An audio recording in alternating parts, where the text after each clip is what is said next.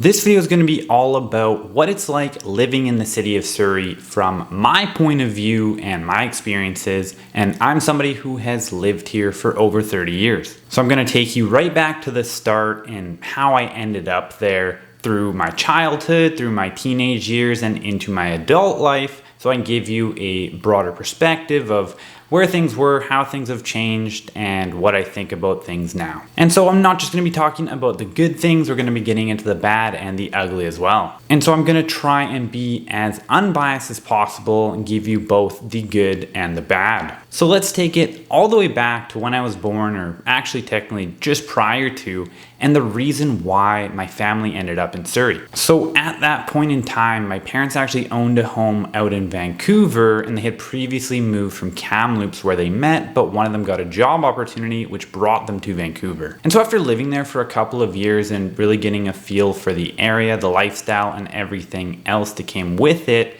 they decided that prior to me being born, they wanted to try and provide a better life for us, my brother as well, who was born afterwards. But essentially, they just felt that they would always kind of be behind in a sense, just because there was some more wealth in the area that they were living. And so just for context, my parents were working middle class people, pretty average, and getting a sense of the other individuals and families and everything else that was going on around them, they felt like there would be these higher expectations maybe from us because, you know, you're seeing your friend or the kids at school, they're going on all these fancy vacations, they live in this massive house, and you're just not quite living to the same standard. And so that's when they made the choice to venture out and purchase a home in Surrey. Because back in the early 90s, home prices were far different than they are right now. However, your money still went a lot further, even back then, of course, the further you got away from Vancouver. And so the first house that I lived in was actually in the Fleetwood neighborhood, which I spent, I believe, 22 or 23 years in. And so by growing up there through my daycare years, into my youth and elementary school, and then into high school,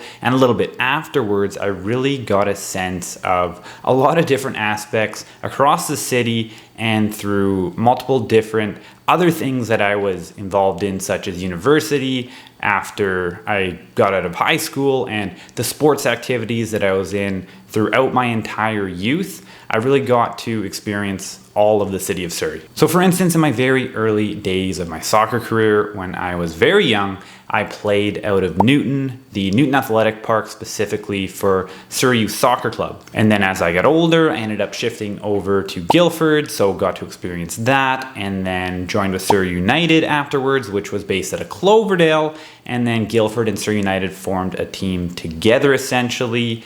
And at that point in time, it was kind of split between Guildford and Cloverdale. And I also played baseball growing up, and baseball was based out of Whalley. So I played all my Little League years there, all the way from about 6 or 7 years old up until 14. And then we transitioned into the PBL team, which was still based out of Whalley, but it was the Fraser Valley Chiefs with the junior and then the senior team after that. So just right there, I got a massive experience across the city of Surrey, born and raised in Fleetwood, playing soccer out of Cloverdale, Guildford, and Newton, and then primarily playing baseball out of Whalley. So the only place that was really missed across that was South Surrey, because essentially there are 6 major communities in Surrey. And starting from my late years in elementary school, so I don't know, I would have been like 10, 11, 12, we were always able to walk to school on our own, walk to the gas station that, you know, was half an hour away, and go get Slurpees in the summertime. And there was never any fear from my parents or even ourselves that we were ever in danger. It definitely wasn't quite the same as I've heard of it being back in my parents' days, for instance, where they talk about walking uphill both directions in the snow for an hour and a half, and they're 5 years old. But just to give you a bit of an idea of the fact that, yes, it was a very safe area, Fleetwood for that matter, at that point in time. However, when I went to play Little League Baseball at Whalley, this was a completely different story. We were warned about going into the bushes to get foul balls because there was a goodie bag that you could get if you were to return it, but we didn't really go in there because we were warned about needles and other things that would be in the bushes, and yes, they actually were. And so at that point in time, Whalley was by far, in my opinion, the worst part of Surrey, and unfortunately it still kind of carries that stigma to an extent, although it has come so far since it was back in the day. There was a very large concentration of homeless individuals in this area. There was actually a street that was called Tent City, which was cleaned up, I want to say 7 or 8 years ago, and essentially this is where they would all gather. So the city has actually done a great job of cleaning up that area at this point in time. It's definitely still needs some work, but it's come a long way since then. And they've implemented and built some new housing across the city, which pros and cons to it, but they're definitely doing their best in order to house these people, or at least they're making an effort. But they did definitely push some of that activity further south into the Newton community. Now, back in the years when I was growing up, South Surrey and White Rock, which I haven't really touched on yet in this video, were kind of known as more of an older, richer, whiter, retired population. Now, that is still somewhat true to a much smaller extent, as there are still people, of course, that own their homes and are living there, and the real estate is quite a bit more expensive than other parts of Surrey, especially anything that is near the ocean. But there has been a massive change since that point in time. I think a big part of it being the fact that they've just put in a lot more condos and townhomes, which are giving younger individuals the ability to actually purchase there, because if you're only looking at detached homes, which is already difficult enough across the rest of the city, and then we're talking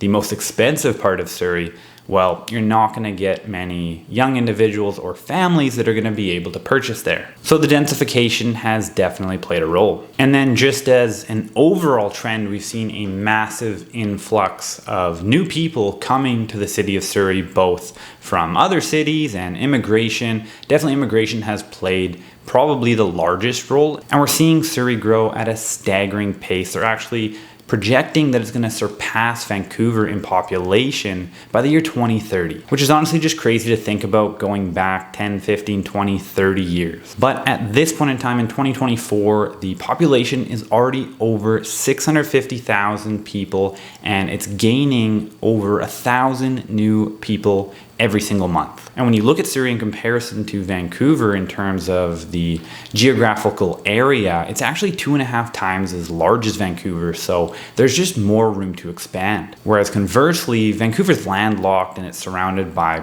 water on 3 sides essentially, so the only place they can go is up, whereas we still have a lot of land in Surrey that can be developed. And then you also have to take into account the fact that home prices are about 25 to 35% cheaper in Surrey than Vancouver, depending on, exactly which property type and locations you're looking at. So just the affordability aspect is going to make it a lot more attractive and available for the broad majority. Additionally, in the past, the large majority of jobs, and there still is a lot, however, it's definitely shifted, were based out of Vancouver. So if you're working out of Vancouver, most people wanted to be living there, or at least closer to.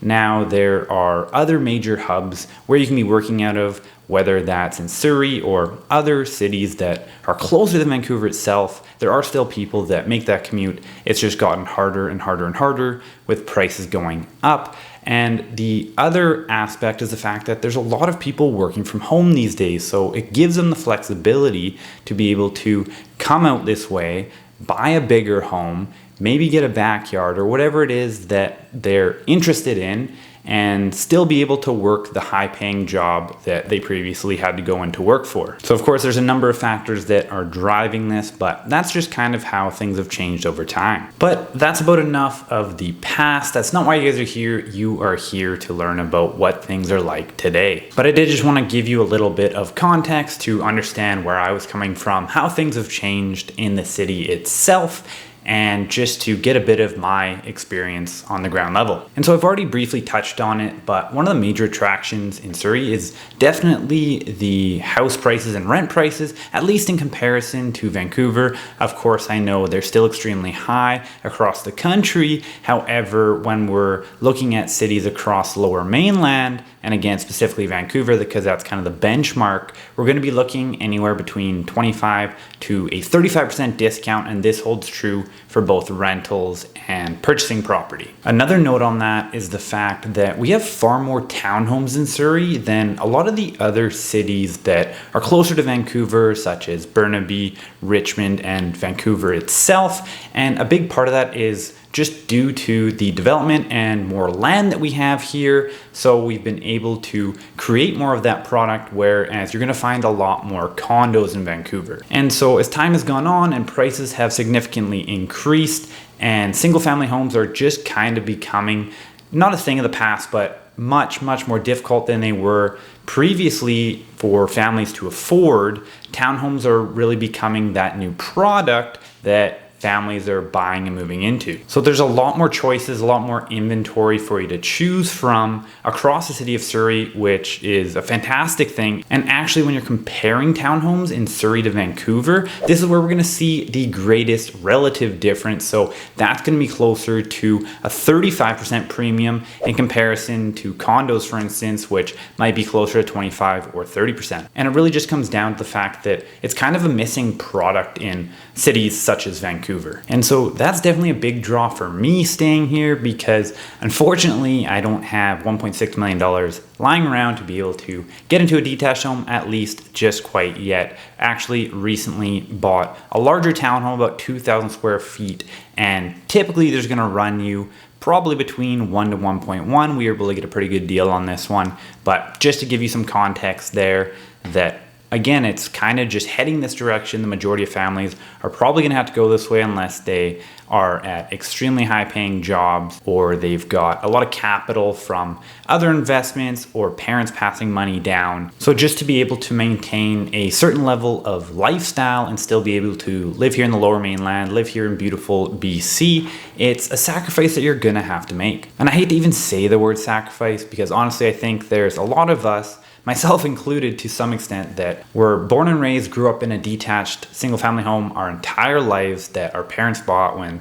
they were in their young 20s. And that's kind of just been ingrained in a lot of us that we kind of deserve this and we should be able to have this. But unfortunately, that's not how the world works. There are tons of other people who want to live here, and it comes down to supply and demand. So if you can't, get into the upper echelon of those people, again, I'm in the same boat, so I completely get it. You have to make one decision or the other. You can go to Edmonton or Winnipeg or one of these other cities and honestly sell your one bed condo in Surrey or Vancouver, wherever that may be, and buy a beautiful house. But then you're gonna have to deal with whatever that trade-off is for that city, such as the weather or lack of amenities or no professional sports team, whatever that means to you. And we all have the ability to make that decision, but that's why so many of us wanna stay here, because we love it here. And so just a quick story on that note, I was actually showing a property just a few months ago, and it was a condo, and the seller was home and was basically explaining a little bit about how he would have loved to stay in that condo. And he was from Hong Kong, I believe, but his wife was born and raised here, and he absolutely loves it. It was more than enough space for him. He didn't have to do yard work, didn't have to do as much cleaning, and he was more than happy with that amount of space. Whereas the wife, again, was born and raised here. That's kind of the lifestyle that she grew up with and expected. And I thought it was just very eye-opening to just really see firsthand how our previous experiences really shape our expectations. And honestly, we can all change it even if we do hold on to some of those things, but how much do we really need? But I digress. Again, that's another reason why I'm living in Surrey, because I can get more for my money. And now moving on, something that I'm always asked about by young families or people that are planning to have kids in the near future is, well, what are the best schools? Which ones should we be going to? And I'm just gonna tell you right now that it's more or less which ones you should be avoiding and not trying to handpick the top couple, at least in the public school system. There are a couple of very good private schools. There's not a ton to choose from, so more or less all of those are gonna be top tier.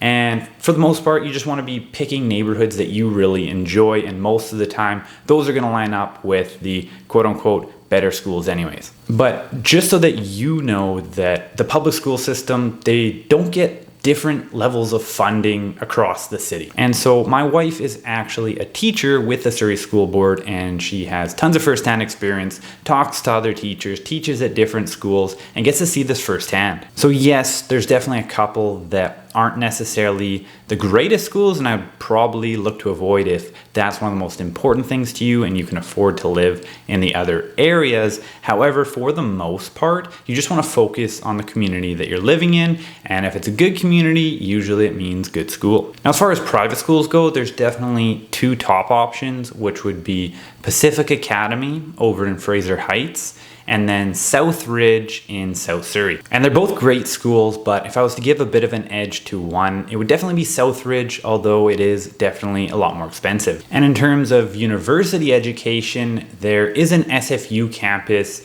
in Surrey in the Whalley area. I actually went there for a couple of years during my university stint. So the best way to get there, dependent on where you're at in Surrey, of course, is going to be a short drive or potentially a bus. And there is a UBC campus coming in the near future, which is going to be a massive addition to the post-secondary education system here in Surrey, and is going to allow a lot of people not to have to go all the way to UBC that are living in Surrey or even further out, because I have a lot of friends that went there and took the SkyTrain and then the 99 bus. So if you've done that, you know what it is. And they had very long days. So overall, the public education system, as well as the handful of private schools available and the post-secondary educational institutions that are available, there are a few more as well, but I'm not gonna get into that fully here. It is a great place in the Lower Mainland, and it's not something you should be concerned about. Now, in terms of transportation and public transit and things of that nature, the bus system it's all right. It's definitely not the greatest thing out there like they have in other parts of the world. For instance, the tube in London is definitely one of the best that I've seen, or even in Paris, their train system is phenomenal. However, we don't have it quite as good here, but for the most part, you can find buses that are gonna get you to where you wanna go. But unfortunately, the only rapid transit system at this point in time is essentially in the northwestern part of Surrey, in the Whalley or Surrey Central area, and it is gonna be extended out through Fleetwood and into Cloverdale and then out into Langley by the year 2028. It is currently in progress. However, at this point in time, your access to that rapid transportation system isn't quite as easy. Now, as far as driving goes, we definitely have a pretty bad rush hour, so it really depends on what time of day you're driving and where you're driving, and some of the main arterial roads definitely get pretty backed up. They are in the process of widening a few of them, but at the same time, they are also creating some congestion on Fraser Highway as they are doing construction to build the SkyTrain. So unfortunately, it's currently a short-term pain for a long-term gain. But at peak traffic times to get from the north to the south end or from the east to the west end or vice versa, it can definitely take up to 40 or 45 minutes to get all the way across the city. So a good example of that is when I was living essentially right at the border of Surrey and Langley, which is 196, and my wife was driving out to a school that was around Scott Road at 120th. On a lot of the days where there was a bit heavier traffic and she got caught up in rush hour, it could take her almost 45 minutes to make that trek. So something to keep in mind is dependent on where exactly you live within Surrey and where you have to get to can have a major variance dependent on what roads and what bridges you're able to take. For instance, there's a lot of neighborhoods that are further east in Surrey that you can actually get to Vancouver quicker than ones that are technically geographically closer because of the fact that you can get to the highway faster and not have to drive through the city of Surrey itself. So just something to keep in mind, because getting to the highway is a whole other battle. But a couple of major bonuses and things I really like about being able to get around the city of Surrey is the fact that, number one, basically parking is free everywhere. You don't have to have permits like you do all over Vancouver. There's not really any paid parking for the most part, unless maybe you're going to the beach or something like that, but that's generally just in White Rock in certain times of year and things of that nature.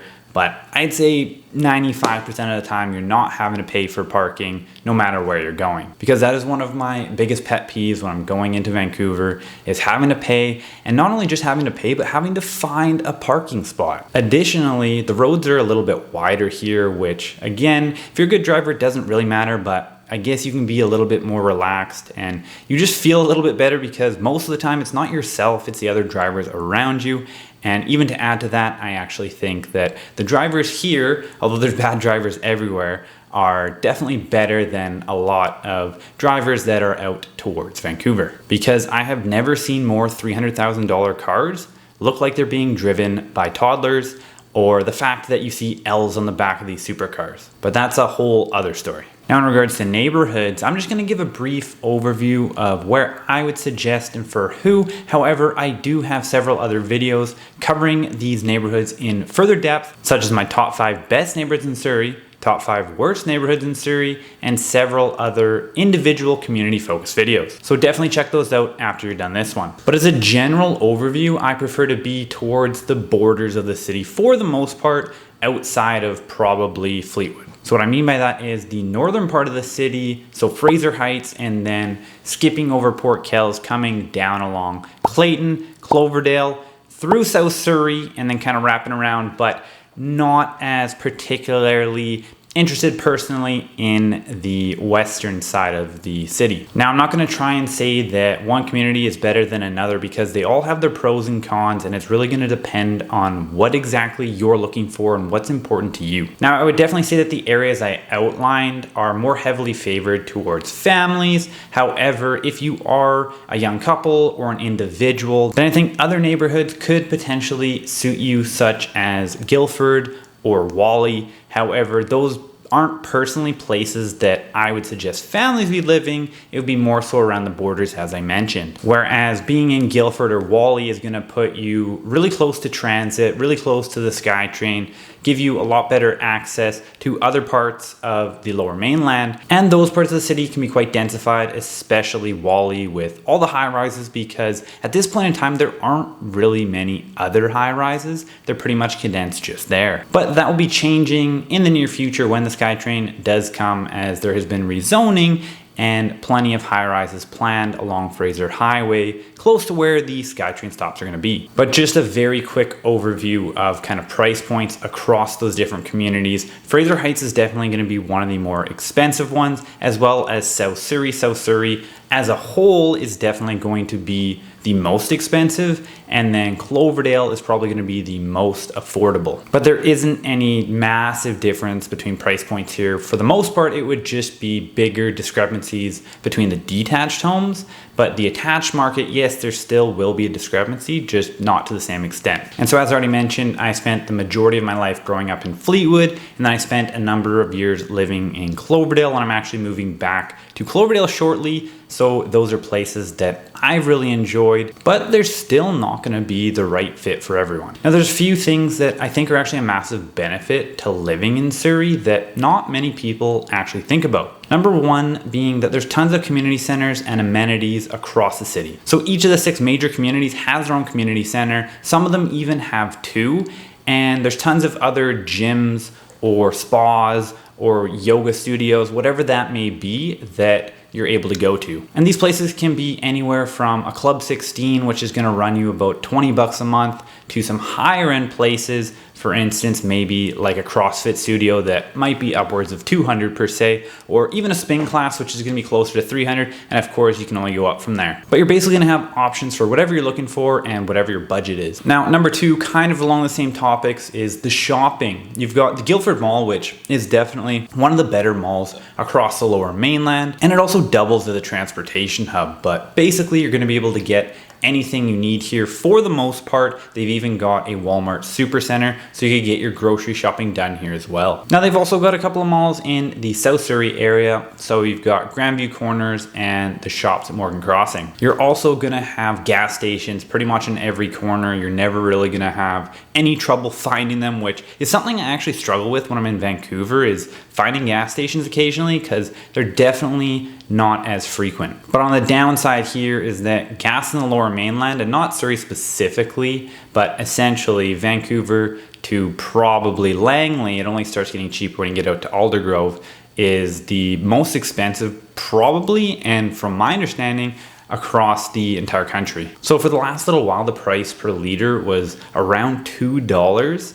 and it just recently pulled back and it's been closer to 170 to 180, which has been nice. But hearing people from other parts of the country, or even just being in a Soyuz last weekend where gas prices were closer to $1.50, you can definitely see that it's coming at a premium. And in terms of groceries, you've got all sorts of grocery stores, probably never more than a 5-minute drive from wherever you're living unless you're looking for something specific. You've got Costco and another one that's not too far away in Langley, for instance, if you're living in Cloverdale, but basically all of your major chain stores. And then the other big point that I like to make is there are a ton of parks in Surrey. It actually was previously known as a city of parks, and on the City of Surrey's website, they actually state that there are over 800 parks across the city. So this is a variety from just little playgrounds to bigger sports parks such as Newton Athletic Park or Cloverdale Athletic Park, or tons of other ones. And the one thing that I like to point out is that I've never seen a city protect their parks as much as Surrey does. Not only from a development standpoint and not allowing them to be taken over and have high-rises built there or anything along those lines, but also in the upkeep and money they put into them to keep them looking nice. And I was able to experience this firsthand years ago when I was working for the City of Surrey. And at that point in time, my wife was actually in the Parks Division,